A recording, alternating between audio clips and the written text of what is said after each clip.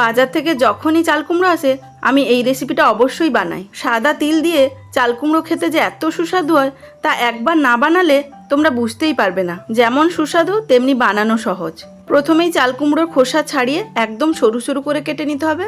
এরপর কড়াই সর্ষের তেল গরম করে 5 ফোড়ন আর শুকনো লঙ্কা ফোড়ন দিলাম। ফোড়ন ভাজার সুগন্ধ বেরোলে একটা পেঁয়াজ কুচি দিয়ে দিলাম বড় সাইজের, আর দিলাম 4টে চেরা কাঁচা লঙ্কা। পেঁয়াজ অল্প ভেজে নিয়ে 1 চা চামচ আদা বাটা দিলাম। আদা ভেজে নিয়ে আদার কাঁচা গন্ধটা চলে গেলে কেটে রাখা চাল কুমড়ো আর স্বাদ মতো নুন দিয়ে নাড়াচাড়া করে নিয়ে ঢাকা দিয়ে লো হিটে রান্না করে নেব 10 মিনিট। 10 মিনিট পর চাল কুমড়ো সেদ্ধ হয়ে গেলে ঢাকা খুলে নিয়ে 4 চা চামচ সাদা তিলের বাটা দিয়ে দিলাম।